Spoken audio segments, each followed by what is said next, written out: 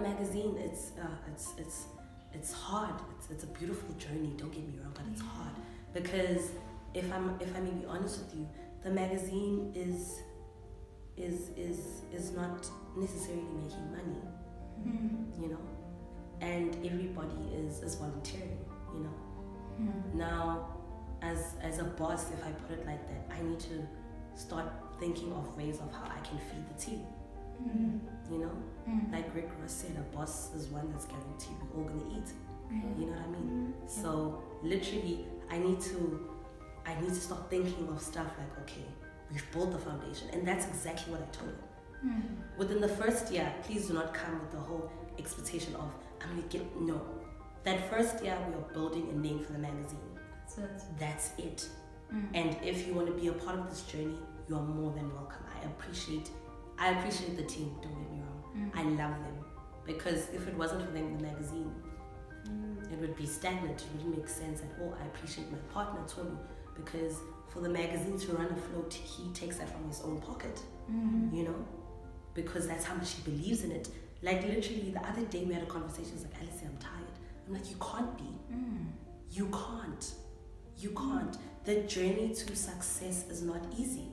If it was easy, nobody would they wouldn't be a true definition of success. Do you know what I mean? So I told him, like, you can't be tired. What do you mean you're tired? I'm tired, but then I'm not gonna act it out, you know? Like I go through phases, of course, where I'm depressed, I'm stressed because I'm not where I want to be in life.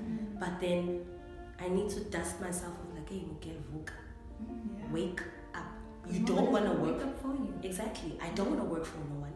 I've established that a very long time ago. I don't want to work for no one. So if you're going to go through this whole entrepreneurial journey, you are going to have to work.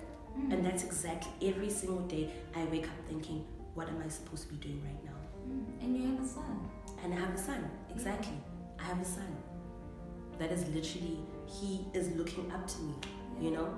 Because even, like I told my mom, like, you know what?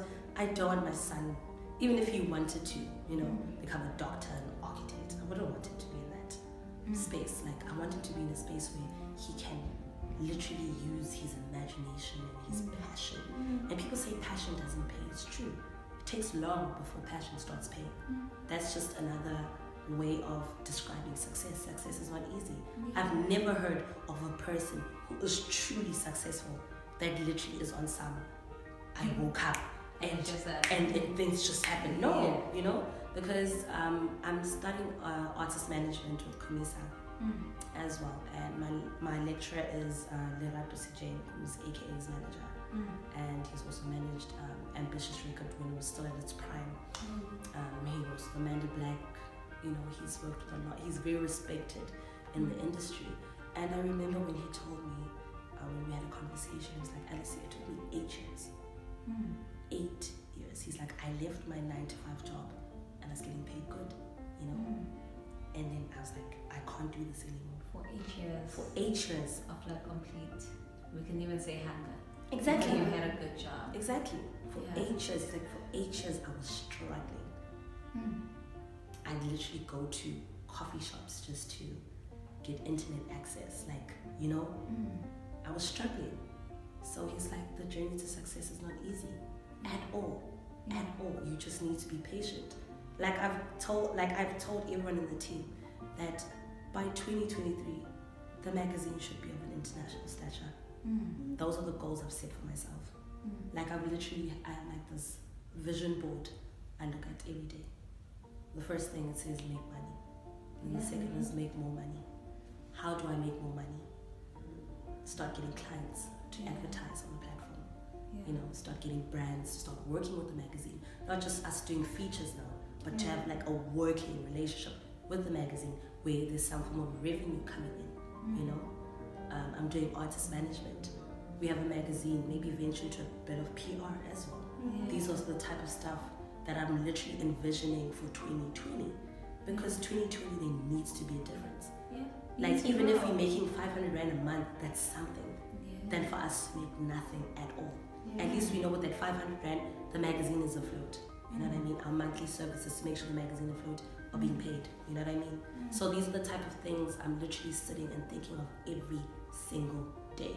And I have, like I mentioned, I have a hustler spirit, and I like dabbling into a lot of things at once. Some people are like, no, do one thing at a time. With me, I want to do many things at one time.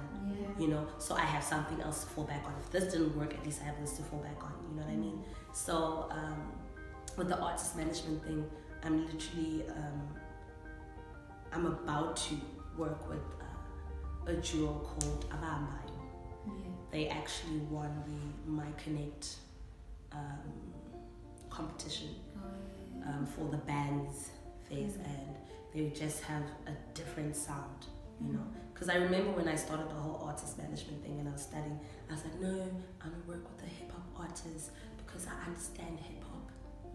And then as time went by, I was like, no, I need to work with whoever. Like, I need to work with people or someone who is passionate and is talented, but at the same time doesn't mind going through the struggle. Because I'll tell you this much, when I started the whole artist management thing, I was working with an artist, I won't mention her name, just for 3 weeks.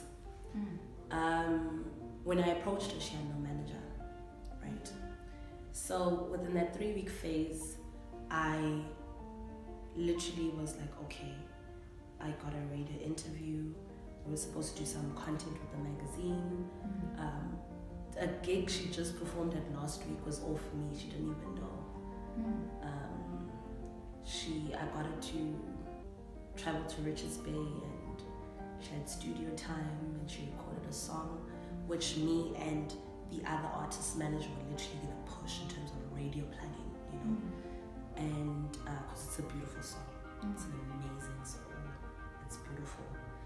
And literally, she went to Cape Town for some Red Bull, what.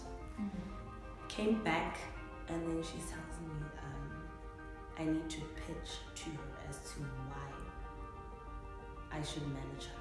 And I'm like, wow. I'm like, hold up. When I first met you, you had no manager.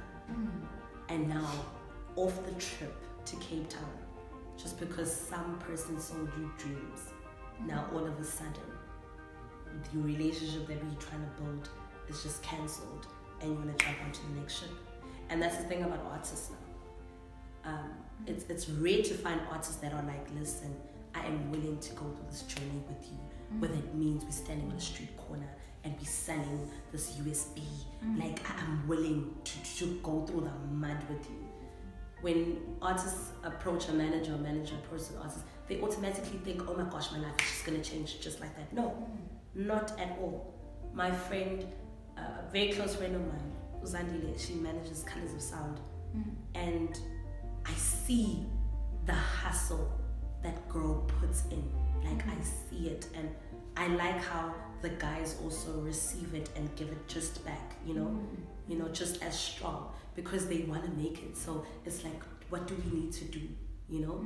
So with artist management, which is another journey in my life that I'm also trying to actively venture into, you know, with this duo, we haven't really spoken as much, but they're so musically talented, and just off the conversation I had with them, I believe that they could go very far, especially within the music space that we are exposed to in South Africa right now. So that's just Elesi, in a sense that Elesi wants to do everything. People are like, no, you can't do everything. Like, yes, I can. And I'm okay with that, I can. You know, and I am. Like, I don't care how long it takes. Even if it takes, like, I'm 40 and it's like, I made it. I'm still going to be like, I made it.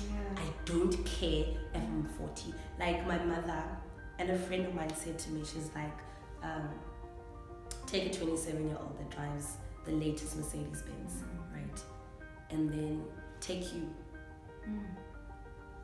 maybe at the age of 40, you just made it at 40, you know? And this person is 27, they just made it as well. At the end of the day, you guys are driving the same car, you're driving the same route. So what I'm trying to say to you is that don't run your own marathon. And you made it. You know, you made it. It doesn't matter how long it took, you made it. You know what I mean? And that's something I honestly try and live by every day is that you will make it. Like I tell my sister all the time, like, dog, just because we're eating dry bread namhlanje doesn't mean that 10 years or 5 years down the line, this is going to be the exact same story. It won't be. Things will get better. They definitely will. But because of the journey that we have also chosen in life, not wanting to work for people and wanting to build a name and a brand, it's going to be hard. It's not going to be easy. People that you once loved entirely will leave you, you know? Like with my son's father, I think another thing is that why we even broke up as well is because of me literally, because he painted in the sense that I don't have time for him, you know? He doesn't feel like a priority. And I also felt like that about him when I wasn't really doing much in my life, you know? So now when the roles started to change, where it's like, oh, Elesi's now, she's doing a whole thing. But you were content with that. I was content, Yeah. you see. And that's the thing about women. We take whatever is given to us. Yeah, we appreciate And we appreciate it. We don't even ask questions. Even when you look at it, you're like, this is not 100%. But I've got it, you know. And the thing is, with the whole black household thing, we told Uti, Begazela. Begazela. For what? Begazela was all right. Nathi sabegazela. No babakho, it wasn't easy being with him. Kodwa ngabegazela. My mom got divorced after 20 years of being married. Just off begazela. And I'm not saying that to look down on my mom, but I say it in the sense that I don't want to go through the same thing. And it's okay that I don't want to go through the same thing, you know? That was her journey, that was her life. This is my life, you know? So when I started doing me, our relationship started to crack even more. You're never around. You're always at these events. I'm networking. That's the thing about working in the media industry. In order for people to know who I am and to know the brand, I need to attend events. I need to network. You know? So I can't just be here, you know, catering to your ego and your needs. I can't. I need to go out and I need to hustle. And in January, he called me and he broke up with me after 7 years of being together. And I remember for 2 months straight, I cried. And my son didn't understand what is going on with mommy. She's just so down. Crying all the time. And then I even remember within that 2 months, because you can imagine I'm trying to run Blaze on. I'm going through a 7-year breakup. Because another thing is, a breakup is like it's like losing a partner. In like a physical sense, like it feels like they're dead. So I was literally mourning my relationship because it's like I can't call this person anymore. I can't tell them about my day. I can't ask them for some favors. I can't tell him, oh, Yazisiano did something so stupid and share a joke with them in that sense. I don't have that relationship with him anymore. 7 years is a long time. It's a very long time. It's a very long time. So that's another thing that even hurt me. Like, oh my gosh, I spent 7 years with this man. And I literally feel like a classic case of a black woman, no better said. The one thing I said I wouldn't do, I felt like it. And for 2 months, I was just, I was a mess. I'd look at myself in the mirror like, you're so ugly. This is not you. What happened to the girl that would put her lashes on even though she's just chilling in the crib because she feels like she's that girl? What happened to her? And she got straight. So my first phase of healing, I had long hair. I told my mom to cut it to like a bob. And then she was like, hi, Bo. I was like, yeah, it's either you cut this hair or I cut it myself.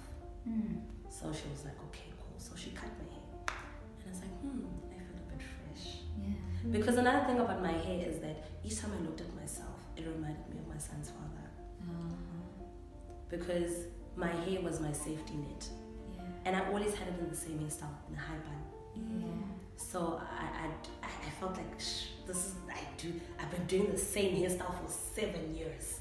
Like, when I look at myself, I see my son's father, you know?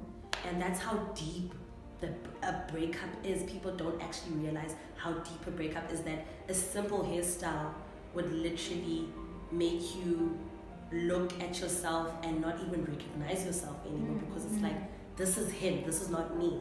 So I cut my hair, and then literally 2 weeks later I went to Oliver, who's this amazing hairstylist on Florida Road, and I was like, listen, I want a pixie cut. And he's like, what? I was like, yes, I want a pixie cut. And he's like, okay. I cut my hair, and I remember that same day my son's father had to come pick up our son, and when he saw me he was in shock, because he was like, this is just not you. I'm like, I know. He's like, you cut your hair? I'm like, yes. I'm like, I'm tired of being reminded of our relationship, so I need a fresh new start. So I cut my hair, and then I was like, ooh, girl, yes, yes, you're back, kancane. And then I started realizing that it is okay, you know, it is okay. I don't need to blame myself for every single thing that happened in our relationship. We had a journey. It lasted us 7 years. It was a long time, but it's come to an end, and that's just life. Some people are just not meant to be with you forever, you know. And I started finding myself, and I was like, okay, I need to experience being single, because I've never been single. For the first time in my life, I am single, and I mean all the way single, because I've been single for 8 months now. You know, doesn't mean I'm not seeing people. I am single. Yes, I am single. Yes, but I'm finding myself. Like, I have the courage. I'll tell a man, no, I don't want to. Take time. And I don't need to explain why I am saying no. You should understand, I'm just at a point in my life where I have so much growth as a woman, as an individual, as a mother, that when I say no, you should understand that it means no, and I don't have to explain myself. So that's another thing I'm facing right now in my life, is my love life as well. So it's a journey. I don't know if a guy's being honest or is just bullshitting me at the same time. So I'm always on this defensive. Like, nigga, please. Okay, I got time for this rubbish. Funan, you know? And some will be like, no, calm down. Like, it's just friendly. And then some, obviously, you see have malicious intentions behind it. So that's just a whole new phase that I'm experiencing in my life right now. And I'm also enjoying it. I'm enjoying going out on dates and not having to call back. I'm enjoying eating free food. I am enjoying just being casual with people for the first time in my life, and not giving. And it's not because I'm afraid of being in love or anything like that. I'm just not ready. And it's okay. I'm not ready to be in a committed relationship. I remember just after I broke up with my son's father, I almost fell into the same trap.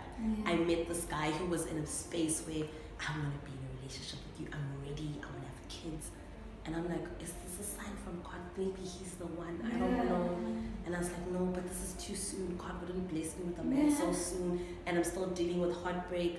And then I realized, no, this is a trap. And we ended things. And I told him, I can't be with you because I don't want to be with you in that sense. Like, I want to see other people.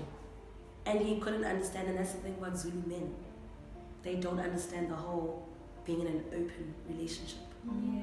So, I don't know, maybe I need to cross race. I don't know. Or maybe I need to find someone more open-minded. But they don't, like, a lot of people or men I've had conversations with, or just the space that I'm in, when I speak about being in an open relationship, they don't understand it. And I understand why, especially their cultural upbringing and whatnot. But for me, it's a statement of liberation. I feel so liberated, you know, and it's beautiful. It's beautiful. I'm enjoying it, and I'm not going to stop anytime soon. I'll probably start thinking of being in a relationship probably 3 years from now, and I'm okay. I've literally told myself it is okay, Elesi, if you are single for 3 years and you are not with anyone, it is fine, because you need to heal, baby girl. You need to heal. So that's just the journey Elesi is on right now. Beautiful journey. That's just my life right now. it's hard. Even this right now is so therapeutic for me. Could you get into talk? It's so therapeutic for me because it's making me tap into, certain things I don't necessarily think about on a day-to-day basis. I literally just shut it out unless I'm sipping on some wine with my friends, like, yo, stress amadoda, stress okusebenzi. So yeah, it's just this is really therapeutic for me. And funny enough, my friend, she's in therapy, and we've been having this conversation that Black people need to stop going to therapy. And I was telling her, like, I honestly want to start going through therapy because I feel like at times I need to speak to someone that doesn't necessarily know who I am. So this is why this is therapeutic and somebody for me. that's not going to give you a feedback. Exactly. That's why this is so therapeutic for me, because I'm literally sharing a part of my story and there is no filter, there's no judgment as well. It's just us talking. It's owning it because it has been your journey. It has. It's been a long journey. It's been a long one. It's been a long one. You've made it, and you're so strong, and I think you're you are the exact inspiration not only to young creatives coming up, but also to young people in general, whatever space they're in. I think you're strong and you've been through things, but you still have that fighting spirit to I'm gonna make it, and your perseverance and understanding that things take time. Yes. It's just amazing. And I had to learn that the hard way, because when we graduate, we're like, we get a job, drive this car, white picket fence, marry the man of my dreams, and then life is like, no, that's not chill. God is like, big girl, also back. So I had to learn that the hard way, because immediately as I graduated, a couple of months later, I felt pregnant. So my whole journey of now wanting to build myself was a case of, no, you're about to be a mom now. So you need to slow down and focus on... Priorities changed. Exactly, my priorities shifted, they changed drastically, So that's why at times I'm a bit selfish, because it's like I had given so much of myself within being a mom, being in a relationship, that now I'm at a space where I want to do things for me, And sometimes people are like, it's selfish. Okay. Then I'm happy selfish. Yes, so long as I'm happy, that's fine. Yeah. Oh no, I need to be happy. Yeah. I'm not happy right now, And the thing is, I'm very emotional. I'm an emotional being. I don't know if it's a flaw or it's a strength or it's a bit of both. I'm very emotional in the sense that with business, I tend to sometimes make emotional decisions, which I shouldn't. I don't know if it's the mother in me or it's just being a female, just because we are by nature, we are just caring beings, So sometimes I wish, the thing is, it's weird though, because I can be such a bitch and I'm not ashamed to admit it. I can be very hard, and then the least you expect it is where I'm soft, and it's like, okay, she must be going through some shit. What's wrong with her? Why is she so emo? So it's just weird how this year I've learned so much about myself. I've learned so much about myself, things I didn't even know, things I honestly didn't know. Even with sex, I'm not going to go into depth, but even with sex, but like with sex, if I the topic that people want to talk about. Wants to talk about. Yeah. With sex,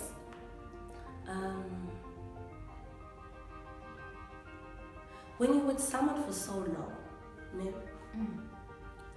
your sex life has a routine. Don't get me wrong, it's a nice routine, it's a beautiful routine, because it was a routine with someone I loved.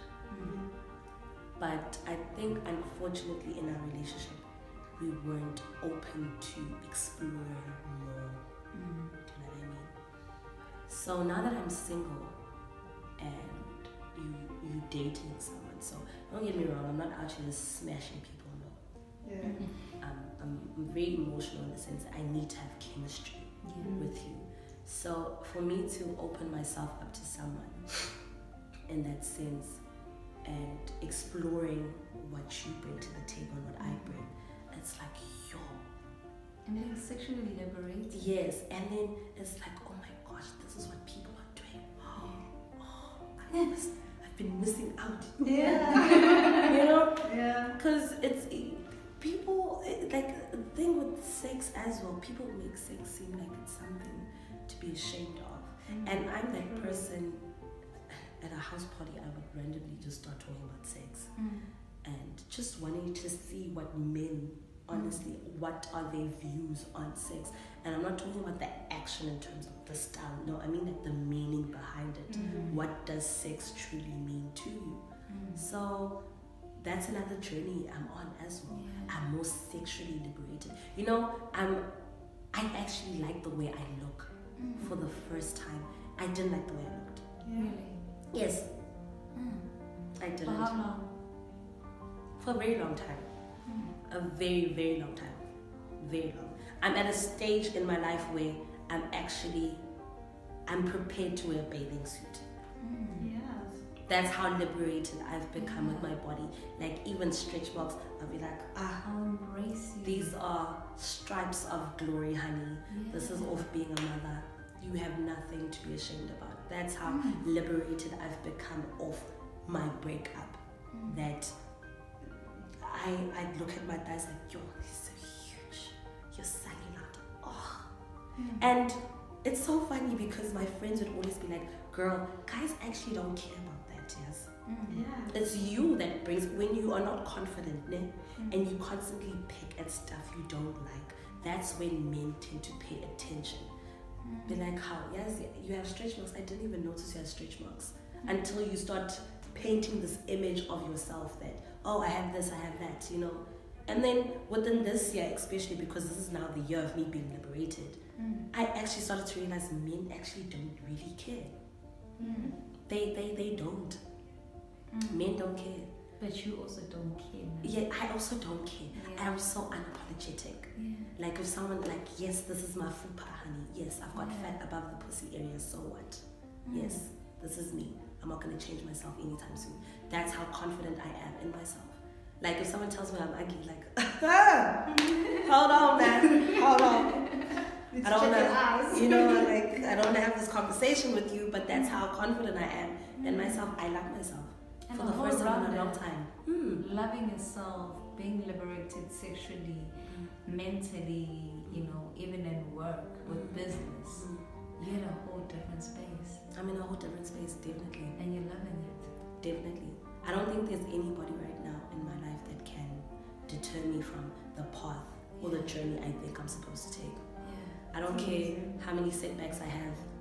It's not the ultimate comeback, you know. So I'm just going through life, just out here, riding off with shampoo in my hand. I guess. I'm out here, you know, like yes, darling, yes. That's just where I am right now. That is beautiful. That's where Thank I am. you for sharing your journey with us. Thank you for having me. It has. The one part about this thing is always that we want to educate or we want to let somebody in your life. And that is definitely what you've done today with us. You've let us into your life. Thank you. We wish you all the best. Thank you. But Nakona, we are in the month of September. It's Heritage Month. Yes, it is. And also, so we're going to touch on two things. We're going to touch on heritage and also we're going to touch on what we're going through currently with the abuse and violence against women. Definitely. And also even the xenophobia attacks. You can pick which one you want to take. And I'll start with xenophobia because it touches close to home. So I grew up, as I stated before, my dad's West African, and I grew up with West Africans, Ghanaian people. We're from Ghana, we're from the Volta States, and I hold that with pride. You know, my mom's Xhosa, she's from the Eastern Cape, she's from Sikisiki. I also hold that with pride. I feel like I am the definition of a Pan-African. You know what I mean? From west to south, like that's how I think I am. You know. So with xenophobia is actually very sensitive to me because I've experienced it multiple times in my life. Yeah. From primary school. The term kwerekwe. I've heard it I actually heard it this year as well. Someone called me. I was like, geez, they still use that word. But anyway, in primary, that term is used very loosely. You know, and I don't hold grudges, but then I feel like, it's like with racism. Kids are not taught. Kids are not born racist. They are taught racism. It's the same thing with xenophobia.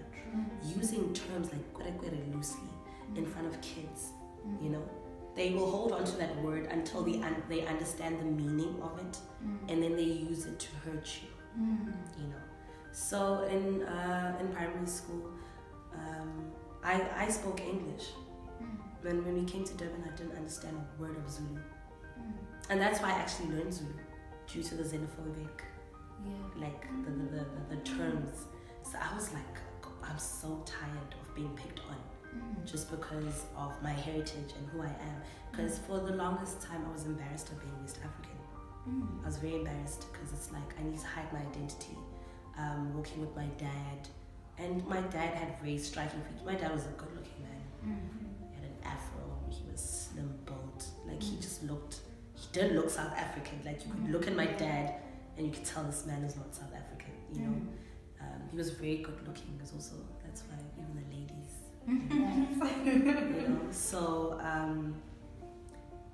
working with my dad, and just hearing that term so loosely,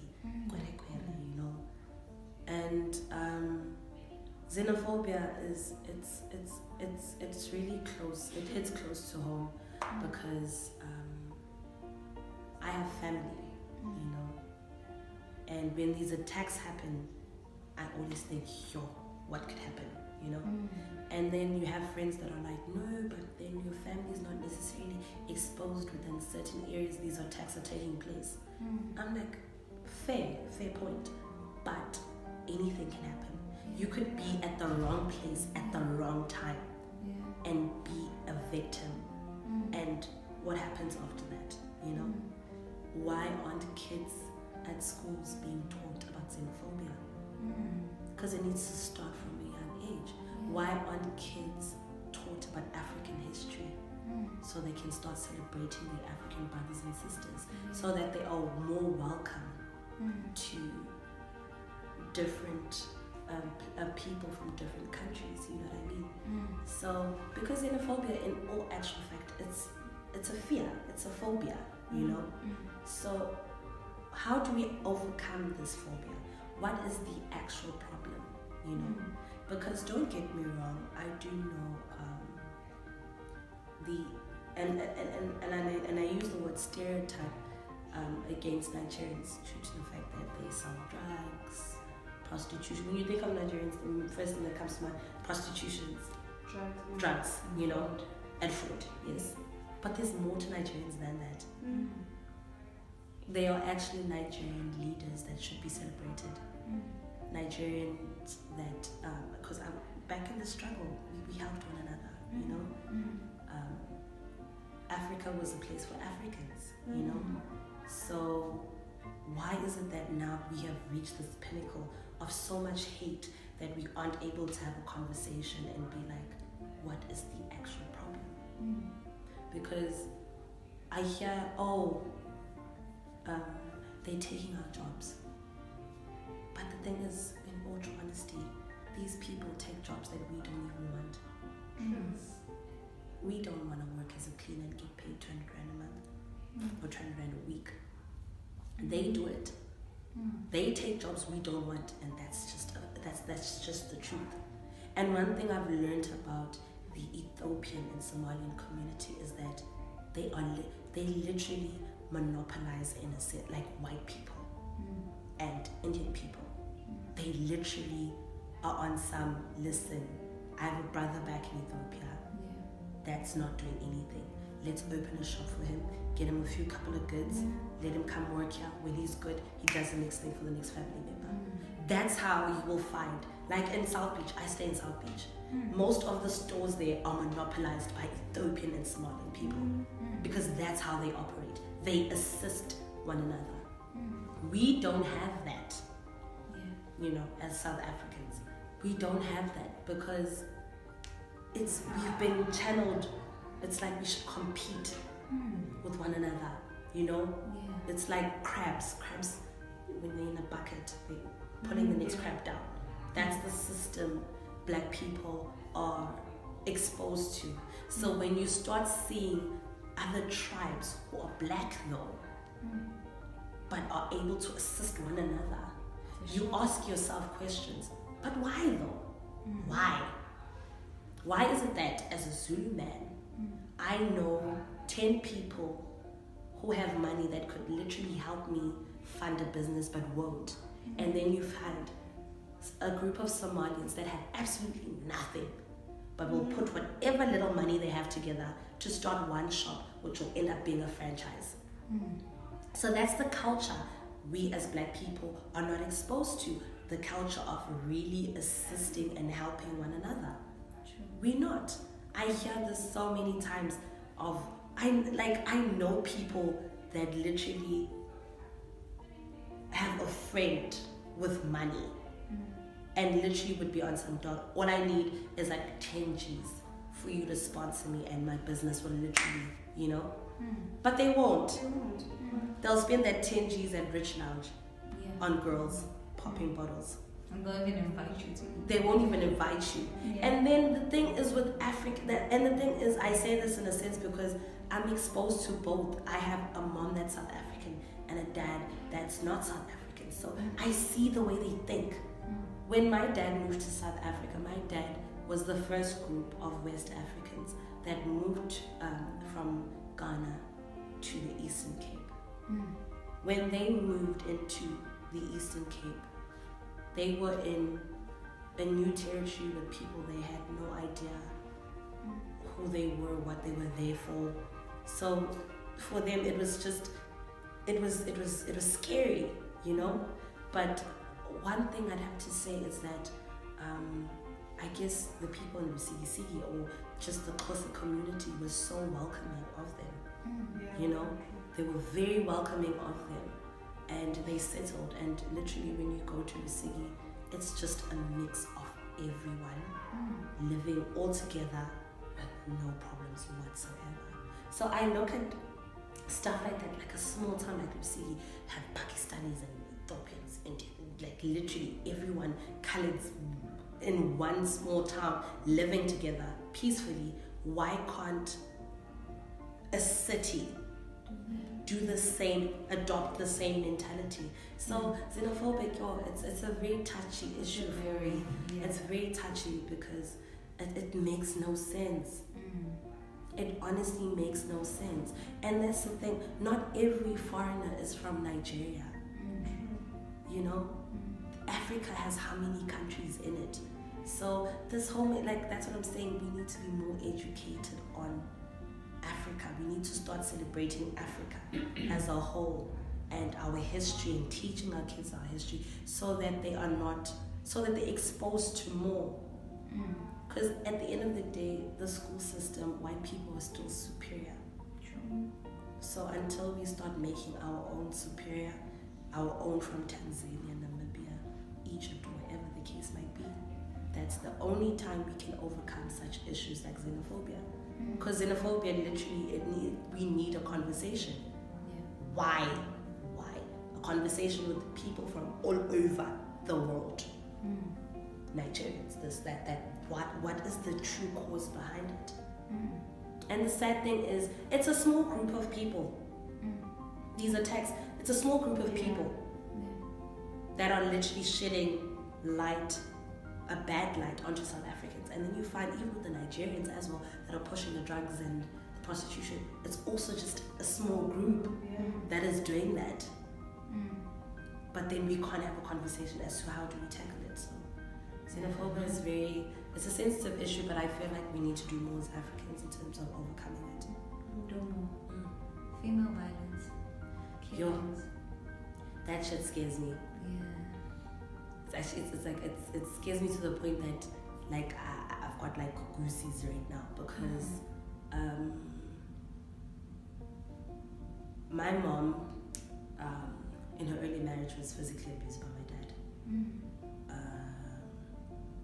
I've never been in a physically abusive relationship, but I've been emotionally abused. I've also been sexually violated by a partner. So, with the whole femicide that's going on, it's so scary. It is so, like, even coming here, my mom dropped me off here.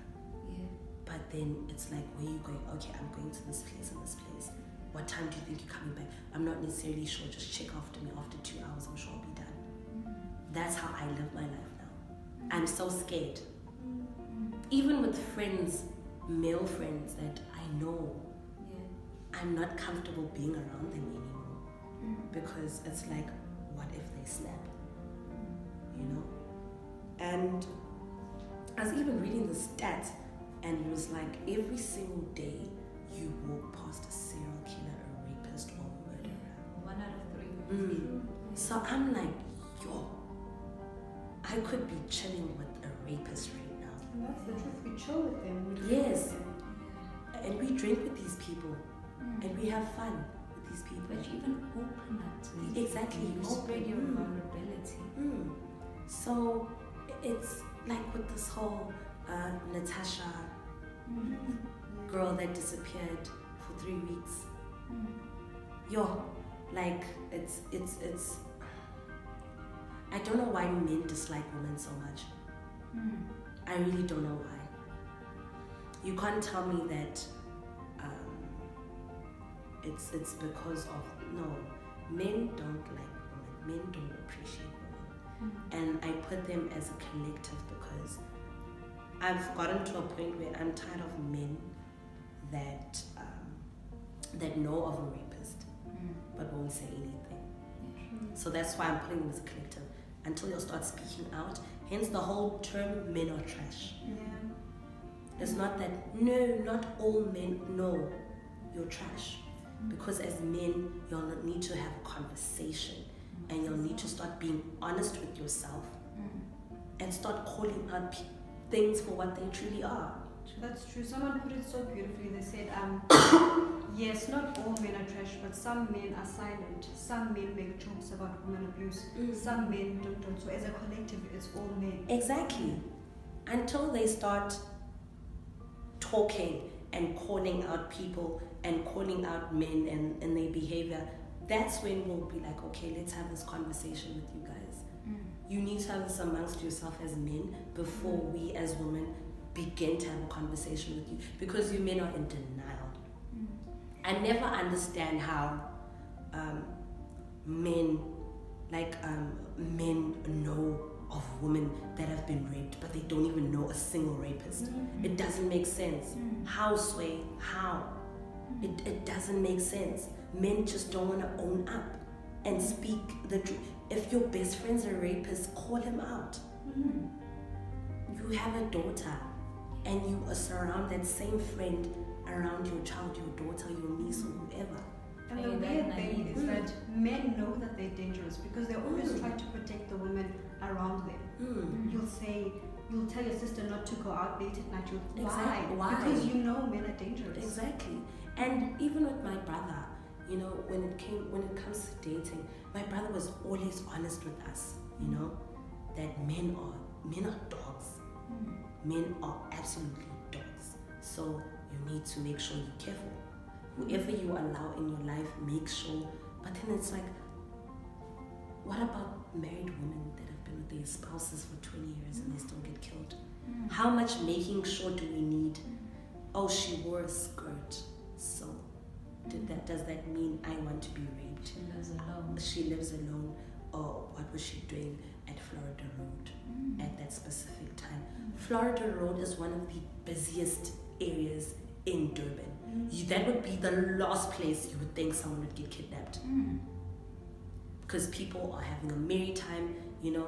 At the same time, it's easy because I guess for kidnapper, if they were to take you, no one would really pay attention because it's so busy. But at the same time, as someone that's going to have fun, that is the last place, the very last place you would think someone would get kidnapped. So if someone can get kidnapped at Florida Road, sheesh, what am I? I could literally, even in a taxi, like taking a cab is so stressful. Yeah. Like I sent a screenshot to all my friends, I'm in this cab. I'm expected to be home in 8 minutes time. If I'm not, please call the cops. I even have Namola on my phone, which is something I feel a lot of females need. I have Namola, which is this app where if you are in any form of danger, you just swipe right and immediately the cops call you. So I have Namola on my phone. If it's housebreaking, if you feel threatened, if you feel unsafe, the cops are on speed dial. And what I like about Namola is that they track you. So they know that I'm right here at the specific moment in time. You know what I mean? So can you see the extent women have to go to feel safe? And that's what I was telling this other guy I'm seeing. Like, you could walk out and go to Spa and not have any worry whatsoever. In your head, you are just walking to Spa to buy bread and you're going back home. With me, it's a case of, I'm going to Spa. What's the time? Ooh, it's 7 o'clock in the evening. Should I carry my phone? Should I carry my earphones? No, it's going to attract male attention. Or I'm a para. What am I wearing? What am I wearing? Maybe I should put on sneakers just in case I need to run. What else do I need? Should I carry pepper spray? No, even but if I'm just going past you, should I greet you so that it seems like I'm a nice person? I won't even lie to you. It's gotten so bad that sometimes I feel like in the morning, if I'm going to the store, I make sure I look so ugly. No, I'm being honest. That's how bad things are. Like, I want to look so unattractive that even if anyone was going to try to do anything, it would be like, okay, she's unattractive, let's leave her. Let's go for someone prettier looking at the time, or whatever the case might be. Like, the steps that we women go through. And that's sacrificing yourself. Exactly. Just so that I feel safe. So I honestly do not know what to say in terms of the whole femicide, in terms of, okay, this is what we need to do. I don't know. Because in my head, it's just a case of, I honestly think men don't like women. Men need to deal with the fact that they don't like women because of why. Why is it that you don't like us? Why? Yeah. It's a lot. It is. It's a lot. Let's leave things in a positive note and let's get into Heritage Day. What is You're Heritage African. Day? Like Yes, I am. African month. Yeah. That's why I wore the head wrap. Yeah. I was trying to, Embrace it. you know, own I it. was trying to own it. Heritage Month for me, it's beautiful because as much as I try and express my Africanism as much as possible, with Heritage Month I can just be OTT about it, Yeah. you know, and not care. And just walk around with head wraps, different head wraps for every single day of the week. Yeah. Like, oh, today I'm gonna wear blue, tomorrow red, tomorrow purple, whatever. So for Heritage Month, I like it because I literally get to express who I am and to show who I am and not be ashamed of it, you know. Like I did mention to you guys, for the longest time I was ashamed of, you know, having a dad that wasn't South African. So now for Heritage Month, I get to express that. I get to show that. I get to explore it. If I want to have West African food, I will. Yeah. I will find a place with its African food and I'll eat it in front of you. Yeah. It's Heritage Month, get over it. Yeah. You know? So that's what Heritage Month means for me. And it's also beautiful because I'm also born the same month as Heritage Month. So, 15. you know, the 15th. So it's like, yes, girl, born in Heritage Month, we are still here. Do what you need to do. Show these people you're African in and out. Yeah. You know, so yeah, Heritage Month is a beautiful month. It's a month where I also feel that as Africans we should do more in terms of uniting. I wish in Durban, because I live in the city, of course, that we did a bit more with Heritage Month and exploiting it, but in a good way though. Because Durban, I feel like Durban is like the mecca of having so many different people from so many different countries, all living in the same city. Why don't we have heritage walks? You know, why don't we have stuff like that? You know, it's Heritage Month. Let's have walks, let's have whatever. Let's come together, basically. Let's come together. Let's unite. So that's just what I honestly want to do during the month of September. I just want to embrace being African and not being apologetic about it.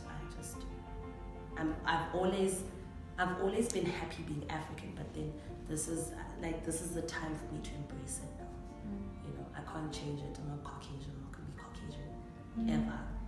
So I'm African. So let's embrace being African. Hashtag brown skin girl. Yes, yes, girl. Yes. Thank you so much. Thank you so much, Sama. We have all of you, beautiful people. Thank you guys so much for having me. It's been very eye-opening. It's like those boys. That's what they say in Zulu. Right? When you get to speak your mind. Thank you very much. Thank you so much. We're looking forward to the journey. Thank you.